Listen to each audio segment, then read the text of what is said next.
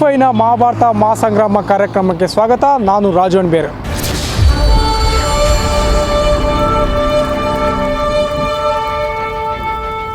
ಇವತ್ತು ನಾನು ಯಾಲಕ್ಕಿನಾಡು ಹಾವೇರಿ ಲೋಕಸಭಾ ಕ್ಷೇತ್ರದ ದರ್ಶನ ಮಾಡಿಸ್ತೀನಿ. ಕಳೆದ 16 ಚುನಾವಣೆಯಲ್ಲಿ 12 ಬಾರಿ ಕಾಂಗ್ರೆಸ್ ಪಾಲಾಗಿರುವ ಹಾವೇರಿ ಲೋಕಸಭಾ ಕ್ಷೇತ್ರ ಕಳೆದ 3 ಬಾರಿ BJPಯ ಭದ್ರಕೋಟೆ ಇದೆ.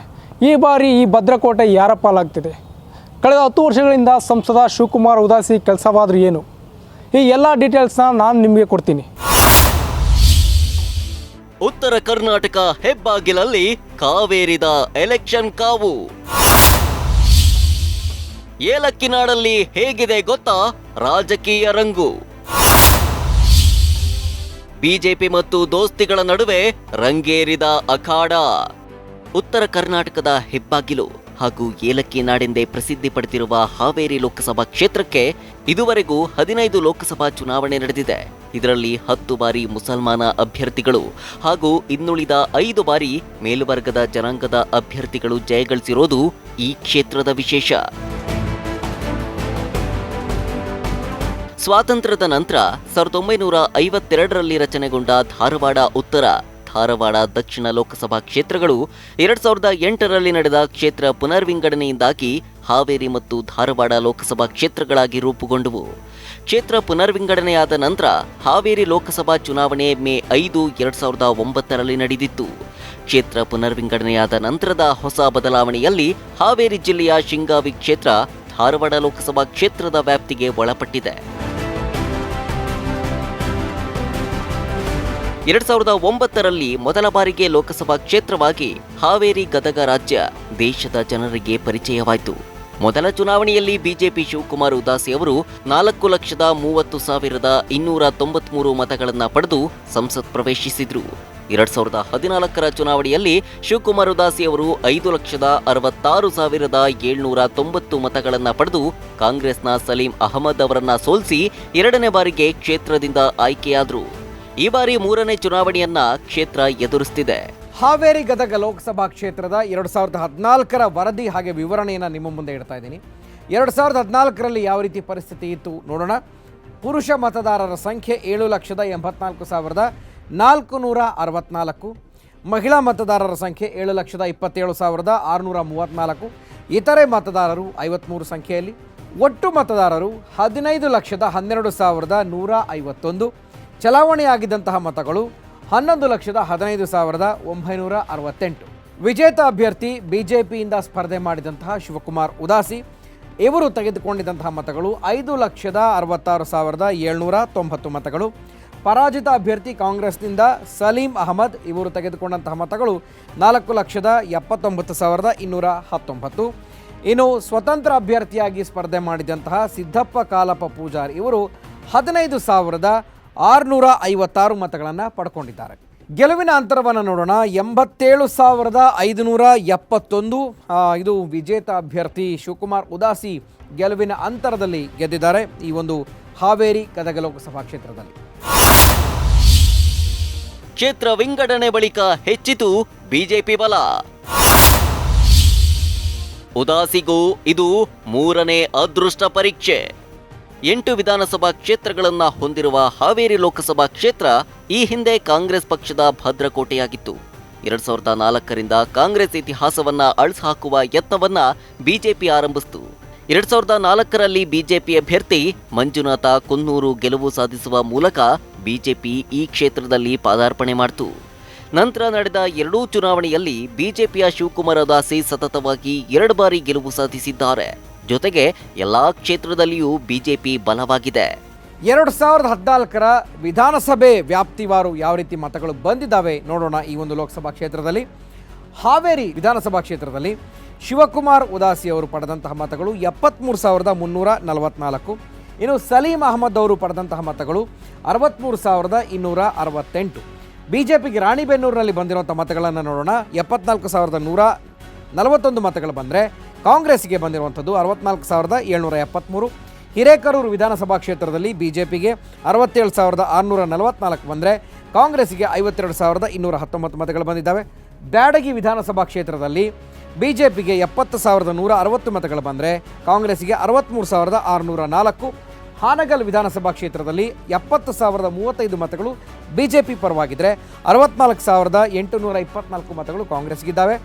ಇನ್ನು ಗದಗ ವಿಧಾನಸಭಾ ಕ್ಷೇತ್ರದಲ್ಲಿ 70,217 ಮತಗಳು ಶಿವಕುಮಾರ್ ಉದಾಸಿಗಿದ್ದರೆ ಸಲೀಂ ಅಹಮದ್ ಅವರಿಗೆ 56,249 ಮತಗಳು ಬಂದಿದ್ದಾವೆ. ರೋಣ ವಿಧಾನಸಭಾ ಕ್ಷೇತ್ರದಲ್ಲಿ ಬಿಜೆಪಿ ಪರವಾಗಿ 71,019 ಮತಗಳು ಬಂದರೆ 59,724 ಮತಗಳು ಕಾಂಗ್ರೆಸ್ ಪರವಾಗಿ ಬಂದಿದ್ದಾವೆ. ಶಿರಹಟ್ಟಿ ವಿಧಾನಸಭಾ ಕ್ಷೇತ್ರದಲ್ಲಿ 69,894 ಮತಗಳು ಬಿಜೆಪಿಗೆ ಬಂದರೆ 54,415 ಮತಗಳು ಕಾಂಗ್ರೆಸ್ ಪರವಾಗಿ ಬಂದಿದ್ದಾವೆ. ಇದನ್ನ ನೋಡಿದ್ರೆ 2009ರಿಂದ ಬಿಜೆಪಿಯಿಂದ ಶಿವಕುಮಾರ್ ಉದಾಸಿ 2 ಬಾರಿ ಗೆಲುವು ಸಾಧಿಸಿರೋದು ಯಾಕೆ ಅನ್ನೋದು ಅರ್ಥ ಆಗಿರಬಹುದು ಅಲ್ವಾ? ಇಲ್ಲಿವರೆಗೆ ಕಾಂಗ್ರೆಸ್ನ ಸಲೀಂ ಅಹಮದ್ 2 ಬಾರಿ ಸೋತಿದ್ದಾರೆ. ಒಂದರ್ಥದಲ್ಲಿ ಈ ಕ್ಷೇತ್ರ ಲಿಂಗಾಯತರ ಪ್ರಾಬಲ್ಯದ ಕ್ಷೇತ್ರ ಅನ್ನಬಹುದಾದ್ರಿಂದ ಈ ಬಾರಿ ಕಾಂಗ್ರೆಸ್ ಕೂಡ ಅಭ್ಯರ್ಥಿಯನ್ನ ಬದಲಾಯಿಸಿದೆ ಅನ್ಸುತ್ತೆ. ಹಾವೇರಿ ಮತ್ತು ಗದಗ ಲೋಕಸಭಾ ಕ್ಷೇತ್ರದಲ್ಲಿ 8 ವಿಧಾನಸಭಾ ಕ್ಷೇತ್ರ ಬರ್ತವೆ. ಅದರಲ್ಲಿ 5 ಬಿಜೆಪಿ ತೆಕ್ಕೆ ಆದರೆ 2 ಕಾಂಗ್ರೆಸ್ ತೆಕ್ಕೆ, ಮತ್ತೊಂದು ಪಕ್ಷೇತರ. ಈ 8 ಜನರು ತಮ್ಮ ಅಭ್ಯರ್ಥಿಗೆ ಸಪೋರ್ಟ್ ನೀಡಿದರೆ ಹಾವೇರಿ ಲೋಕಸಭಾ ಕ್ಷೇತ್ರ ಉತ್ತಮ ಪೈಪೋಟಿ ನೀಡುತ್ತದೆ. ಇದರ ಬಗ್ಗೆ ಕಂಪ್ಲೀಟ್ ಡೀಟೇಲ್ಸ್ ಕೊಡ್ತೀವಿ ಒಂದು ಬ್ರೇಕ್ನ ನಂತರ. ರಾಜ್ಯದಲ್ಲಿ ಸಮ್ಮಿಶ್ರ ಸರ್ಕಾರ ಆಡಳಿತ ನಡೆಸಿದ್ದು ಈ ಬಾರಿ ಹಾವೇರಿ ಲೋಕಸಭಾ ಕ್ಷೇತ್ರದಲ್ಲಿ ಮೈತ್ರಿ ಅಭ್ಯರ್ಥಿಯಾಗಿ DR ಪಾಟೀಲ್ರನ್ನು ಕಣಕ್ಕಿಳಿಸಿದ್ದಾರೆ. ಗದಗದಲ್ಲಿ 4 ಬಾರಿ ಶಾಸಕರಾಗಿರುವ DR ಪಾಟೀಲ್ ಈ ಬಾರಿ ಹಾವೇರಿ ಲೋಕಸಭಾ ಕ್ಷೇತ್ರದ ಅಭ್ಯರ್ಥಿಯಾಗಿ ಕಣಕ್ಕಿಳಿದಿದ್ದಾರೆ. ಹೈಕಮಾಂಡ್ ಸಹ ಕಳೆದ 2 ಲೋಕಸಭಾ ಚುನಾವಣೆಯಲ್ಲಿ ಸಲೀಂ ಅಹಮದ್ರಿಗೆ ಟಿಕೆಟ್ ನೀಡಿ ಕೈ ಸುಟ್ಕೊಂಡಿತ್ತು.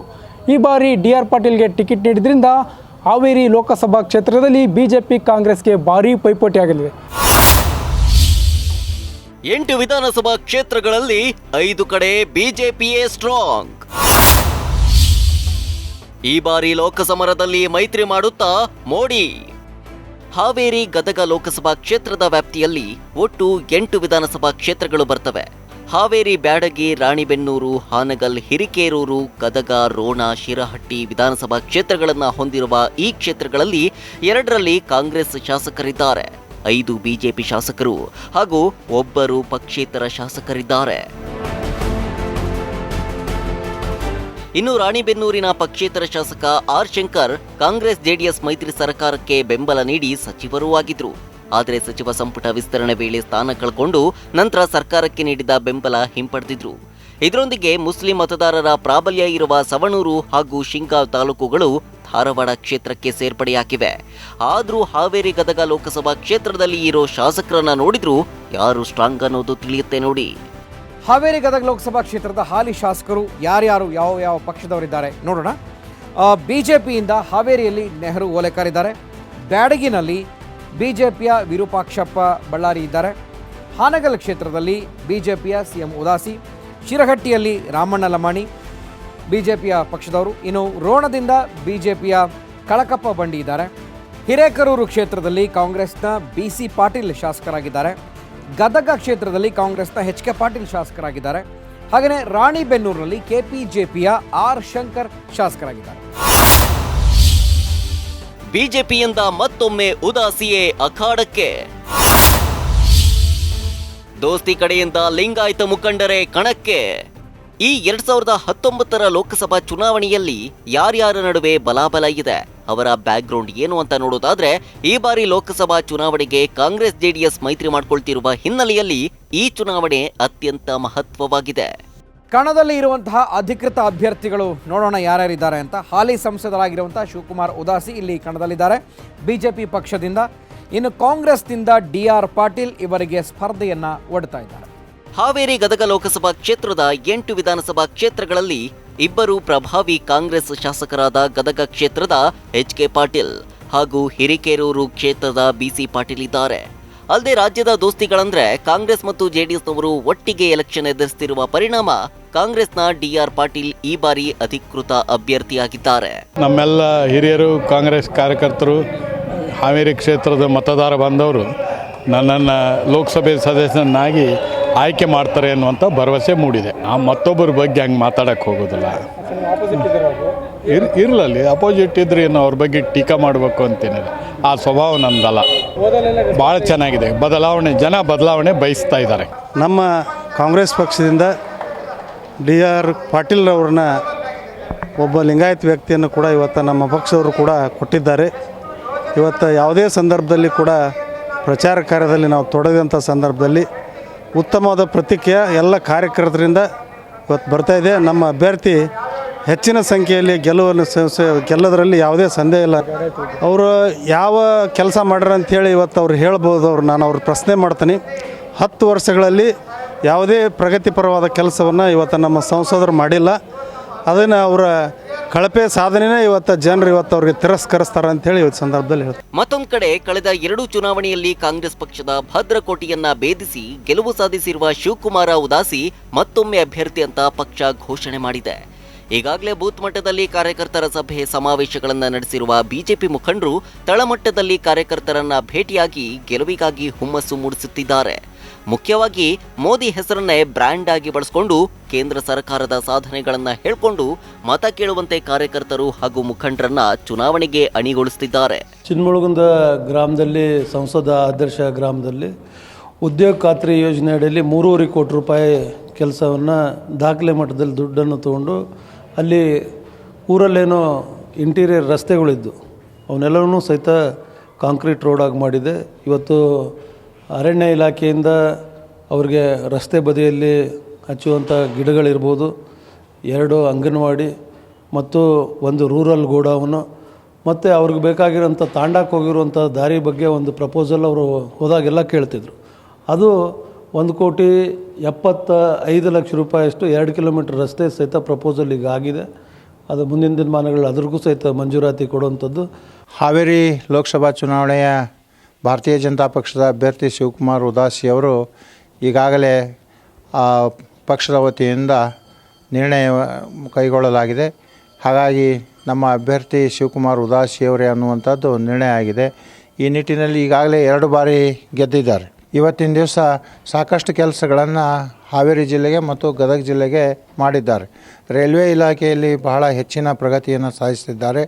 ಗ್ರಾಮೀಣ ರಸ್ತೆಗಳ ಬಗ್ಗೆಯೂ ಸಹಿತ ಹೆಚ್ಚು ಕೇಂದ್ರದ ನಿಧಿಯಿಂದ ಹೆಚ್ಚು ರಸ್ತೆಗಳನ್ನು ಸಹಿತ ಅಭಿವೃದ್ಧಿ ಮಾಡಲಿಕ್ಕೆ ತಂದಿದ್ದಾರೆ. ಪಕ್ಷಗಳ ಮುಖಂಡರು ಕ್ಷೇತ್ರದಲ್ಲಿ ಮತದಾರರ ವಿವರ ಪಡ್ಕೊಂಡು ಕ್ಷೇತ್ರದಲ್ಲಿ ಮತದಾರರ ಬಲಾಬಲವನ್ನ ವಿಶ್ಲೇಷಿಸುತ್ತಿದ್ದಾರೆ. ಕಳೆದ ಚುನಾವಣೆಯಲ್ಲಿ ಪಕ್ಷ ಪಡ್ಕೊಂಡ ಮತ, ಸದ್ಯದ ಬೆಳವಣಿಗೆ, ಪಕ್ಷದ ಈಗಿನ ವರ್ಚಸ್ಸು, ಅಭ್ಯರ್ಥಿ ಪರ ಒಲವು ಸೇರಿದಂತೆ ಹಲವು ಕೋನಗಳಲ್ಲಿ ವಿಶ್ಲೇಷಣೆ ಜೋರಾಗಿ ನಡೀತಿದೆ. ಹಾವೇರಿ ಗದಗ ಲೋಕಸಭಾ ಕ್ಷೇತ್ರದ ಜಾತಿವಾರು ಮತದಾರರೆಷ್ಟು, ಜಾತಿ ಲೆಕ್ಕಾಚಾರ ಏನು ಎಂಬುದರ ಬಗ್ಗೆ ಒಂದು ಬ್ರೇಕ್ನ ನಂತರ ಹೇಳ್ತೀವಿ. ಕ್ಷೇತ್ರದಲ್ಲಿ ವೀರಶೈವ ಲಿಂಗಾಯತರ ಮತದಾರರು ಹೆಚ್ಚು, ಮತ್ತೊಂದು ಕಡೆ ಕುರುಬ ಜನಾಂಗ ಹಾಗೂ ಅಲ್ಪಸಂಖ್ಯಾತರ ಮತದಾರರು ಹೆಚ್ಚು. ಈ 2 ಮತದಾರರು ಯಾರ ಕಡೆಗೆ ಒಲವು ತೋರಿಸ್ತಾರೋ ಅವರು ಜಯಶಾಲಿ ಆಗ್ತಾರೆ. ಹಾಲಿ ಸಂಸದರ ಬಗ್ಗೆ ಕ್ಷೇತ್ರದ ಜನರ ಮಾತೇನು? ಸಂಸದರ ಬಗ್ಗೆ ಸ್ವಪಕ್ಷದವರ ಬೇಸರವೇನು? ಕಳೆದ 2 ಚುನಾವಣೆಗಳಲ್ಲಿ ಜಾತಿ ಮತಗಳ ಸಹಾಯದಿಂದ ಗೆದ್ದ ಉದಾಸಿಗೆ ಈ ಬಾರಿ ಗೆಲುವು ಅಷ್ಟು ಸುಲಭವಲ್ಲ. ಕಾರಣ ಹಾಲಿ ಸಂಸದ ಉದಾಸಿ ವಿರುದ್ಧ ಪ್ರಬಲ ಲಿಂಗಾಯತ ಸಮುದಾಯದವರೇ ಆದ ಡಿ.ಆರ್. ಪಾಟೀಲ್ ಸ್ಪರ್ಧಿಸುತ್ತಿರೋದು ಒಂದೆಡೆಯಾದ್ರೆ, ಕ್ಷೇತ್ರದಲ್ಲಿ ಅವರ ವಿರುದ್ಧ ಎದ್ದಿರುವ ಮತದಾರರ ಆಕ್ರೋಶದ ಅಲೆ ಮತ್ತೊಂದು ಕಡೆ ಇದೆ. ಇದು ಅವರಿಗೆ ಸೋಲಿನ ಪಾಶವಾಗಿ ಕಾಡುವ ಎಲ್ಲ ಸಾಧ್ಯತೆಗಳು ಕಾಣಿಸ್ತಿವೆ. 2019 ಲೋಕಸಭಾ ಚುನಾವಣೆ ಇನ್ನೇನು ಕೆಲ ದಿನಗಳ ಮಾತ್ರ ಇದೆ. ಈ ನಿಟ್ಟಿನಲ್ಲಿ ಸಹ ಸಂಸದರು ಯಾವ ರೀತಿಯೆಲ್ಲ ಅಭಿವೃದ್ಧಿ ಕಾರ್ಯಗಳು ಮಾಡಿದ್ದಾರೆ ಮತ್ತು ಈ ಬಾರಿ ಯಾವ ರೀತಿಯ ಸಂಸದರನ್ನು ಆಯ್ಕೆ ಮಾಡಿ ಕಳಿಸ್ತಾರೆ ಎಂದು ಹಾವೇರಿ ಜನರು ನಮ್ಮ ಜೊತೆಲಿದ್ದರೆ ಅವರು ಏನು ಹೇಳ್ತಾರೆ ಕೇಳೋಣ ಬನ್ನಿ. ಸರ್, ಈಗ ಸಂಸದರು ಈ ಹಿಂದೆ ಯಾವೆಲ್ಲ ಕೆಲಸ ಮಾಡಿದ್ರು ಮತ್ತು ಈಗ ಯಾವ ರೀತಿ ಆಯ್ಕೆ ಮಾಡಿ ಕಳಿಸಿ ಸರ್? ಹಿಂದಿನ ಲೋಕಸಭಾ ಸದಸ್ಯರು ನಯ್ಯಾ ಪೈಸೆ ಕೆಲಸ ಈ ಹಾವೇರಿ ಮತ್ತು ಗದಗ ಜಿಲ್ಲೆಯಲ್ಲಿ ಯಾವುದೇ ಕಾಮಗಾರಿಗೆ ಕೂಡ ಬಂದಿಲ್ಲ. ಇವತ್ತು ಇಲೆಕ್ಷನ್ ಬಂದತಿಂತ ಹಳ್ಳಿಗೆ ಪ್ರಚಾರಕ್ಕೆ ಇದೇ ಲೋಕಸಭಾ ಸದಸ್ಯರು ಕೂಡ ಹೊರಟಿದ್ದಾರೆ. ಇವತ್ತು ನಮ್ಮ ಹಾವೇರಿ ಲೋಕಸಭಾ ಸದಸ್ಯರು ಹೇಗಿರಬೇಕು ಅಂದರೆ, ನಮಗೆ ನೋಡಿ ಇವ್ರನ್ನ ಸಾಕಾಗ್ಬಿಟ್ಟೈತಿ. ತಮ್ಮ ಒಡಲನ್ನು ತುಂಬಿಸ್ಕೊಳ್ಳೋದು ಮೇನ್ ಉದ್ದೇಶ ಇವ್ರದ್ದು. ನಮಗೆ ನಯ್ಯಾ ಪೈಸೆ ಇಲೆಕ್ಷನಲ್ಲಿ ಹಣ ಹೆಂಡಕ್ಕೆ ಮರಳಾಗಂಥ ಜನ ಇವತ್ತಿಲ್ಲ. ನಮಗೆ ಕೂಡ ಕೊಡಬೇಡ್ರಿ, ನೀವು ತೊಗೊಳ್ಬೇಡ್ರಿ. ನೀವು ಪ್ರಾಮಾಣಿಕವಾಗಿ ಕೆಲಸ ಮಾಡ್ತಕ್ಕಂಥ ವ್ಯಕ್ತಿ ಯಾರು ಬರ್ತಾನೋ ಅವನಿಗೆ ಹಾವೇರಿ ಜಿಲ್ಲೆಯ ಮತದಾರರು ಸಂಪೂರ್ಣವಾದ ಬೆಂಬಲ ಇದೆ. ಆದರೆ ಇಲ್ಲಿ ಇಲೆಕ್ಷನ್ ಟೈಮ್ನಲ್ಲಿ ಬಂದು ಗಿಮಿಕ್ ಮಾಡ್ಕೊಂಡು ಹೋಗಿ ತಾವು ಒಂದೊಂದು ಆಫೀಸ್ ಮಾಡಿಕೊಂಡು ಸಿಟಿಯಲ್ಲಿ ಕುಳ್ಕೊಳ್ಳೋಂಥ ಲೋಕಸಭಾ ಸದಸ್ಯ ನಮಗೆ ಬೇಡ ಅನ್ನೋದು ನಮ್ಮ ಹಾವೇರಿ ಜನರ ಒಂದು ಅಪೇಕ್ಷೆ. ನಮ್ಮ ಸಂಸದರು ಏನಿಲ್ಲ, ಈ ಚುನಾವಣೆ ಸಂದರ್ಭದಲ್ಲಿ ಏನು ನಮ್ಮ ದೇಶದ ಪ್ರಧಾನಮಂತ್ರಿಯಾಗಿರ್ತಕ್ಕಂಥ ನರೇಂದ್ರ ಮೋದಿಯವರು ಏನು ಹೇಳಿದರು, ರೈತರೇ ನಿಮಗೇನಿಲ್ಲ, ಡಾಕ್ಟರ್ ಸ್ವಾಮಿನಾಥನ್ನ ವರದಿ ಪ್ರಕಾರ ನಿಮಗೇನಿಲ್ಲ ನಿಮಗೆ ದರವನ್ನು ಫಿಕ್ಸ್ ಮಾಡಿ ಕೊಡ್ತೀವಿ ಅಂತ ಹೇಳಿದರು. ಇವತ್ತಿನವರೆಗೂ ಆ ಕೆಲಸ ಆಗಲಿಲ್ಲ ಸರ್. ಈಗ ಇವತ್ತಿನ ಪರಿಸ್ಥಿತಿ ಹೆಂಗಿದೆ ಅಂದರೆ ರೈತರ ಪರಿಸ್ಥಿತಿ ಅರಬೆಂದ ಕಾಳಂತ ಆಗಿಬಿಟ್ಟಿದ್ದಾರೆ. ಯಾಕಂದರೆ ಇವ್ರು ಕೊಡ್ತಕ್ಕಂಥ 6,000 ರೂಪಾಯಿ ಹಣ 16 ರೂಪಾಯಿ ಬೀಳುತ್ತೆ. ನಾವು ಕೇಳ್ತಾ ಇರೋದು ಇವರು 16 ರೂಪಾಯಿ ಕೊಡ್ರಿ ಅಂತ ನಾವು ಕೇಳ್ತಾ ಇಲ್ಲ. ನೀವೇನೆಲ್ಲ ನಮ್ಗೆ 6,000 ರೂಪಾಯಿ ವರ್ಷಕ್ಕೆ 2 ಎಕ್ಟ್ರೆ ಕೊಡ್ರಿ ಅಂತ ಕೇಳೋರಲ್ಲ. ನಮಗೆ ಡಾಕ್ಟರ್ ಸ್ವಾಮಿನಾಥನ್ ವರದಿ ಪ್ರಕಾರ ಏನೆಲ್ಲ ಆ ರೈತರಿಗೆ ದರ ಫಿಕ್ಸ್ ಆಗಬೇಕು, ನೀರಾವರಿ ಸೌಲಭ್ಯಗಳನ್ನು ಜಾಸ್ತಿ ಮಾಡಬೇಕು, ಕರೆಂಟನ್ನು ಸರಿಯಾಗಿ ಕೊಟ್ಟರೆ ನಾವೇ ಇವ್ರಿಗೆ ಸಾಲ ಕೊಡ್ತೀವಿ, ಸಾಲ ಮನ್ನಾ ಮಾಡ್ರಿ ಅಂತ ಹೇಳೋಂಥ ಅವಶ್ಯಕತೆ ಇಲ್ಲ. ಸಂಸದರಾದ ಮೇಲೆ ಉದಾಸಿ ಕ್ಷೇತ್ರವನ್ನ ಮರೆತು ಬಿಟ್ಟಿದ್ದಾರೆ. ಕಾರ್ಯಕರ್ತರ ಜೊತೆ ಸಿಗದೇ ಇರೋದು ಬಿಜೆಪಿ ಕಾರ್ಯಕರ್ತರಲ್ಲಿ ತುಂಬಾ ಅಸಮಾಧಾನಕ್ಕೆ ಕಾರಣವಾಗಿದೆ. ಅಷ್ಟೇ ಅಲ್ಲದೆ ಸಂಸದರಾಗಿ 10 ವರ್ಷ ಕಳೆದ್ರೂ ಜಿಲ್ಲೆಯಲ್ಲಿ ಹೇಳ್ಕೊಳ್ಳುವಂತ ಕೆಲಸ ಮಾಡಿಲ್ಲ. ಇದು ಬಿಜೆಪಿ ಪಕ್ಷಕ್ಕೆ ಹಿನ್ನಡೆ ಉಂಟಾಗುವ ಸಾಧ್ಯತೆ ಇದೆ. ಇನ್ನು ಜಿಲ್ಲಾ ಬಿಜೆಪಿ ಅಧ್ಯಕ್ಷ ಹಾಗೂ ಶಾಸಕ ನೆಹರು ಓಲೇಕಾರ ನಡುವಿನ ಬಹಿರಂಗ ಸಮರ ಬಿಜೆಪಿ ಪಕ್ಷಕ್ಕೆ ಇರಿಸು ಮುರುಸು ಉಂಟು ಮಾಡಿದೆ.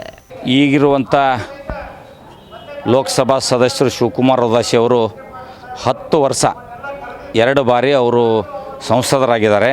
ನಮ್ಮ ಹಾವೇರಿ ಲೋಕಸಭಾ ಆದ ನಂತರ ಆ ಸಂದರ್ಭದಲ್ಲಿ ಇವತ್ತು ನಾವು ಹೋದಂತಲ್ಲೆಲ್ಲ ಜನರ ಅಭಿಪ್ರಾಯವನ್ನು ಕೇಳಿದರೆ ನಾವು 10 ವರ್ಷದಲ್ಲಿ ಈಗಿರುವಂಥ ಶಿವಕುಮಾರ್ ಉದಾಸಿ ಅವ್ರನ್ನ ನಾವು ಮುಖಾನ ನೋಡಿಲ್ಲ ಅನ್ನೋಂಥ ಜನ ಭಾಳ ವ್ಯಕ್ತಪಡಿಸ್ತಾರೆ. ಒಂದು ಎರಡನೇದ್ದು ಅವರು 10 ವರ್ಷದಂತ ಇರುವಂಥ ಕೊಡುಗೆ ಏನು ಅನ್ನೋದ್ರ ಬಗ್ಗೆನೂ ಜನ ಇವತ್ತು ಅಭಿಪ್ರಾಯ ಮಾಡ್ತಾ ಇದೆ. ಗುರುತರ ಆರೋಪಗಳ ನಡುವೆಯೂ ಮೋದಿ ಅಲೆ ಹಾಗೂ ವ್ಯವಸ್ಥಿತ ಪಕ್ಷ ಸಂಘಟನೆ ತಮ್ಮನ್ನ ಗೆಲ್ಲಿಸುತ್ತೆ ಎಂಬ ಅದಮ್ಯ ವಿಶ್ವಾಸದಲ್ಲಿದ್ದಾರೆ ಹಾಲಿ ಸಂಸದ ಉದಾಸಿ ಬೆಂಬಲಿಗರು. ಜೊತೆಗೆ ಮತ್ತೊಮ್ಮೆ ಉದಾಸಿಯೇ ಸಂಸದರಾಗ್ತಾರೆ ಅಂತಾನೂ ಹೇಳ್ತಾರೆ. ಹಾವೇರಿ ಗದಗ ಲೋಕಸಭಾ ಚುನಾವಣೆಯಲ್ಲಿ ಈ ಬಾರಿ ಹಾವೇರಿ ಲೋಕಸಭಾ ಕ್ಷೇತ್ರದ ಜಿದ್ದಾಜಿದ್ದಿ ನಡೀತಿದೆ. ಒಂದು ಕಡೆ ಸಂಸದ ಶಿವಕುಮಾರ್ ಉದಾಸಿ ಬಿಜೆಪಿಯಿಂದ ಈಗಾಗಲೇ ಟಿಕೆಟ್ ಆಕಾಂಕ್ಷಿಯಾಗಿದ್ದಾರೆ. ಇನ್ನೊಂದು ಕಡೆ ಬಸವರಾಜ ಶಿವಣ್ಣವರಿಗೆ ಈ ಬಾರಿ ಸಲೀಂ ಅಹಮದ್ ಅವರನ್ನು ಕೈತಪ್ಪಿಸಿ ಬಸವರಾಜ ಶಿವಣ್ಣವರಿಗೆ ಟಿಕೆಟ್ ಕೊಡಬೇಕೆಂದು ಕಾಂಗ್ರೆಸ್ ನಿರ್ಧರಿಸಿದೆ. ಈ ನಿಟ್ಟಿನಲ್ಲಿ ಸಹ ಏನು ಹಾವೇರಿ ಲೋಕಸಭಾ ಕ್ಷೇತ್ರದ ಜನರು ಏನು ಹೇಳ್ತಾರೆ ಕೇಳೋಣ ಬನ್ನಿ. ಯಾರ ಪರ ಒಲವಿದೆ ಯಾರ ಪರ ಬಲವಿದೆ ಅನ್ನೋದು ಕೇಳೋಣ ಬನ್ನಿ. ಸರ್, ಈಗ ಹಾವೇರಿ ಲೋಕಸಭಾ ಚುನಾವಣೆಗೆ ನೀವು ನಿಮ್ಮ ಕ್ಷೇತ್ರದಲ್ಲಿ ಜನಪ್ರತಿನಿಧಿಗಳಿಗೆ ಏನು ಹೇಳ್ತೀವಿ ಸರ್? ನಮಗೆ ಬಸವರಾಜ ಶಿವಣ್ಣರು ಕೊಟ್ಟರೆ ಉತ್ತಮ ಅನ್ನಿಸ್ತದೆ. ನಮ್ಮ ಸಲೀಂ ಅಹಮದ್ಗಿಂತನೂ ಬಸವರಾಜ ಶಿವಣ್ಣರು ಸ್ವಲ್ಪ ಕೆಲಸ ಮಾಡಿದ್ದಾರೆ. ಇಲ್ಲಿ ನಮ್ಮ ಹಾವೇರಿ ಜಿಲ್ಲೆ ಹಾವೇರಿ ತಾಲೂಕಲ್ಲಿ ಎಲ್ಲ ಕೆಲಸ ಮಾಡಿದ್ದಾರೆ.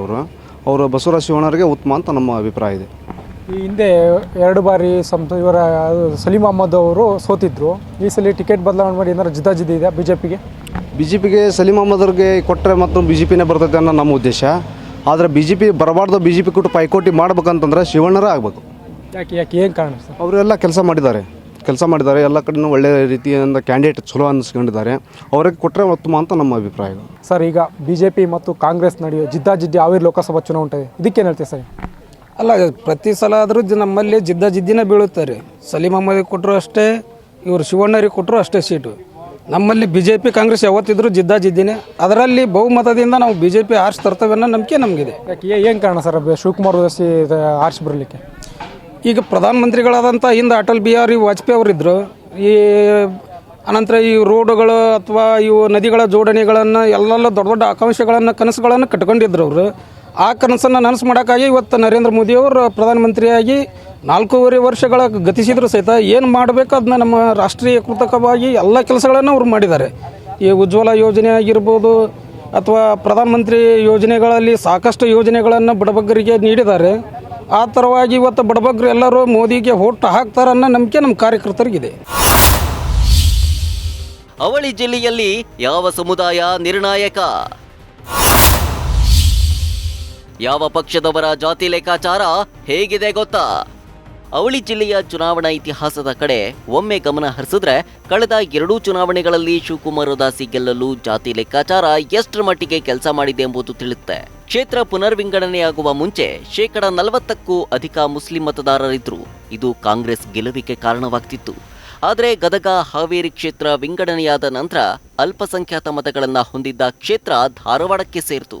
ಪರಿಣಾಮ ಈ ಅವಳಿ ಜಿಲ್ಲೆಯಲ್ಲಿ ಪ್ರಸ್ತುತ ಬಹುಸಂಖ್ಯಾತರಾದ ಲಿಂಗಾಯತರು ಎಲ್ಲಾ ಚುನಾವಣೆಗಳಲ್ಲೂ ನಿರ್ಣಾಯಕರಾಗಿ ಬದಲಾಗಿದ್ದಾರೆ. 2019 ಲೋಕಸಭಾ ಚುನಾವಣೆಯ ಅಂಕಿಅಂಶಗಳನ್ನು ಈ ಒಂದು ಕ್ಷೇತ್ರದಲ್ಲಿ ನೋಡೋಣ ಏನೇನಿದೆ ಅಂತ. ಹಾವೇರಿ ಲೋಕಸಭಾ ಕ್ಷೇತ್ರದಲ್ಲಿ ಒಟ್ಟು 8 ವಿಧಾನಸಭಾ ಕ್ಷೇತ್ರದ ವ್ಯಾಪ್ತಿ ಬರ್ತವೆ. ಪುರುಷ ಮತದಾರರ ಸಂಖ್ಯೆ ಇಲ್ಲಿರುವಂಥದ್ದು 8,61,548. ಮಹಿಳಾ ಮತದಾರರು 8,23,239, ಇನ್ನು ಇತರೆ ಮತದಾರರು 63 ಸಂಖ್ಯೆಯಲ್ಲಿದ್ದಾರೆ. ಒಟ್ಟು ಮತದಾರರನ್ನು ನೋಡೋಣ, 16,84,850. ಕ್ಷೇತ್ರದ ಜಾತಿವಾರು ಮತಗಳನ್ನು ನೋಡೋಣ, ಎಲ್ಲ ಲೆಕ್ಕಾಚಾರಗಳು ಯಾವ್ಯಾವ ರೀತಿ ಇರ್ತವೆ ಅಂತ. ವೀರಶೈವ ಲಿಂಗಾಯತ ಮತಗಳು 6,20,000 ಮುಸ್ಲಿಂ ಸಮುದಾಯದ 2,50,000 ಮತಗಳಿದ್ದಾವೆ. ಹಾಗೆಯೇ ಕುರುಬ ಸಮುದಾಯದ 2,40,000 ಮತಗಳಿದ್ದಾವೆ. ಇನ್ನು SC/ST ಸಮುದಾಯದ 2,30,000 ಮತಗಳಿದ್ದಾವೆ. ಕ್ರಿಶ್ಚಿಯನ್ ಸಮುದಾಯದ 50,000 ಮತಗಳು, ಗಂಗಾ ಮತಸ್ಥ ಸಮುದಾಯದ 1,50,000 ಮತಗಳಿದ್ದಾವೆ. ಇನ್ನು ಇತರೆ ಮತಗಳು 1,50,000 ಮತಗಳಿದ್ದಾವೆ. ಹಾವೇರಿ ಲೋಕಸಭಾ ಕ್ಷೇತ್ರದ ವ್ಯಾಪ್ತಿಯಲ್ಲಿ 50% ಲಿಂಗಾಯತ ಮತಗಳು ಇದ್ದು, ಅಂತಿಮವಾಗಿ ಲಿಂಗಾಯತರು ಯಾರ ಪರ ನಿಲ್ತಾರೆ ಅವರೇ ಗೆಲುವು ಸಾಧಿಸುತ್ತಾರೆ. ಈ ಹಿಂದೆ 2 ಚುನಾವಣೆಯಲ್ಲಿ ಇದು ಸಾಬೀತಾಗಿದೆ. ಒಟ್ಟಾರೆ ಅಭಿವೃದ್ಧಿ ಮರೆತ ಉದಾಸಿ ಮೋದಿ ಅಲೆಯಲ್ಲಿ ಮತ್ತೆ ಗೆಲುವು ಸಾಧಿಸುವ ತವಕದಲ್ಲಿದ್ದಾರೆ. ಒಂದು ವೇಳೆ ಕಾಂಗ್ರೆಸ್ ಜೆಡಿಎಸ್ ಮೈತ್ರಿ ಹಾವೇರಿ ಗದಗ ಲೋಕಸಭಾ ಕ್ಷೇತ್ರದಲ್ಲಿ ಈ ಬಾರಿಯ ಚುನಾವಣೆಯಲ್ಲಿ ಪರಿಣಾಮಕಾರಿ ಪಾತ್ರ ನಿರ್ವಹಿಸಿದ್ರೆ ಮೋದಿ ಅಲೆ ತಣ್ಣಗಾಗುವುದು ಮಾತ್ರ ಖಚಿತ ಅನ್ನುತ್ತಿವೆ ಸ್ಥಳೀಯ ಸಮೀಕ್ಷೆಗಳು. ಹಾವೇರಿ ಲೋಕಸಭಾ ಕ್ಷೇತ್ರದಲ್ಲಿ ಈ ಬಾರಿ ಕುತೂಹಲ ಮೂಡಿಸಿದೆ. ಯಾಕೆಂದರೆ ಸಮ್ಮಿಶ್ರ ಸರ್ಕಾರದಲ್ಲಿ ಸಚಿವ ಸ್ಥಾನ ಕೈತಪ್ಪಿರುವ BC ಪಾಟೀಲ್ ರವರು ವೀರಶೈವ ಲಿಂಗಾಯತರಿಗೆ ಸೇರಿದವರು. ಗದಗ ಮತ್ತು ಹಾವೇರಿ ಲೋಕಸಭಾ ಕ್ಷೇತ್ರ ವ್ಯಾಪ್ತಿ ಬರುವ ವೀರಶೈವ ಲಿಂಗಾಯತರು ಈ ಬಾರಿ ಯಾರ ಕಡೆ ಒಲವು ತೋರಿಸ್ತಾರೋ ಅವರು ಜಯಶೀಲಾಗ್ತಾರೆ. ಈ ಎಲ್ಲ ಗೊಂದಲಗಳಿಗೂ ಮೇ 23ರಂದು ತೆರೆ ಬೀಳಲಿದೆ. ಇದು ಇವತ್ತಿನ ಮಹಾಭಾರತ ಮಹಾಸಂಗ್ರಾಮ. ನಾಳೆ ಮತ್ತೊಂದು ಮಹಾಭಾರತ ಮಹಾಸಂಗ್ರಾಮ ಜೊತೆಗೆ ಬರ್ತೀವಿ. ನಿರಂತರ ನೋಡ್ತಾರೆ TV5, ಇದು ವಾಸ್ತವದ ಪ್ರತಿರೂಪ.